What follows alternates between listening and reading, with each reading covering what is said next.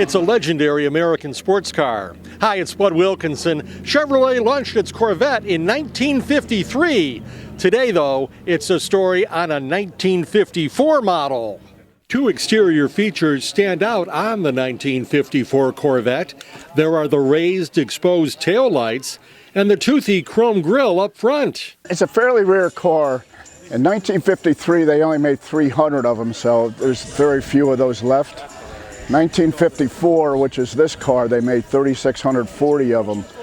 I've tried to look up how many is really left or registered, and it's very hard to tell. Gary McBride of Niantic, Connecticut, brought his first-generation Corvette to the Essex Car Sow over the weekend. It was something I always wanted. 54 was the year I was born, so that's why I wanted a 54 Corvette. He found it in Salem and bought it from a guy who had a barn filled with old vehicles. And he was willing to give this one up because he was making room for a 54 Buick, which was his first car. It wasn't in bad shape, but it didn't run. It was leaking gas all over the place. It didn't have the tires or the wheel covers on it. It had just old tires and rims on it. The paint was not too bad, but it didn't look like it did. I had to wet sand it and compound it and bring it up to where it is.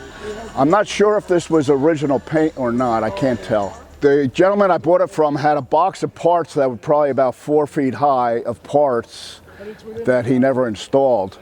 The parts they got were very expensive, and I still have a lot of parts left over. There was a lot of duplicates, but I also had to install a lot of parts to it. I used to be an auto mechanic. I used to work on all this stuff years ago.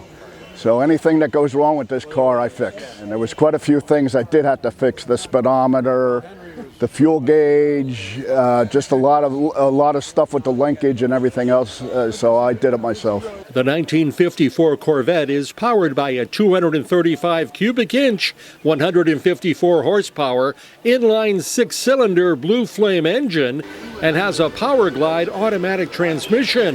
In 1954, that's all they put in these was Power Glides. They didn't have stick shifts yet. They didn't come out with those, I don't believe, until 56. So every transmission in this car was a Power Glide transmission, and it's only a 2-speed transmission. Once you get going, it shifts once, and that's it. Despite its lengthy, iconic history, the Corvette model nearly flopped.